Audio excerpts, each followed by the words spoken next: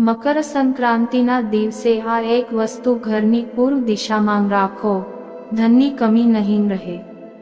મકર સંક્રાંતિનો દિવસ ખૂબ જ શુભ માનવામાં આવે છે અને આ દિવસે કેટલાક ખાસ ઉપાય કરવાથી ઘરની દરિદ્રતા દૂર થાય છે, સુખ સંપત્તિમાં વધારો થાય। મકર સંક્રાંતિ આ તહેવાર 14 જાન્યુઆરીએ ઉજવવામાં આવશે અને આ દિવસે સૂર્ય ભગવાન શનિદેવની રાશિ મકર માં પ્રવેશ કરશે।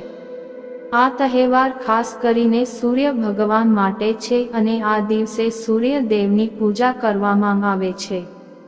તમને જણાવી દઈએ કે મકર સંક્રાંતિને સ્નાન, દાન અને પૂજા માટે શુભ માનવામાં આવે છે।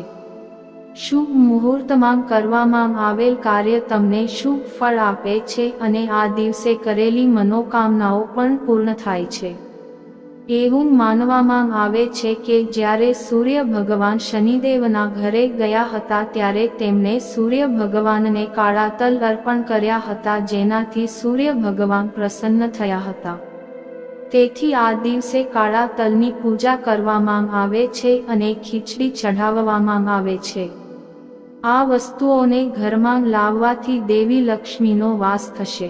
એવું માનવામાં આવે છે કે આ દિવસે પિત્તળથી બનેલા સૂર્યને ઘરમાં લાવવા જોઈએ, જેનાથી શાંતિ અને સુખ સમૃદ્ધિ જળવાઈ રહે છે।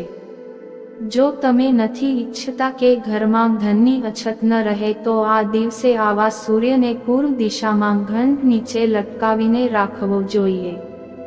જ્યારે તે ઘંટ પવનમાં વાગે છે, તે એક શુભ સંકેત છે। તેનાથી ઘરમાં સકારાત્મકતા આવે છે અને નકારાત્મકતા દૂર થાય છે। મકર સંક્રાંતિ પર આ રીતે કરો પૂજા।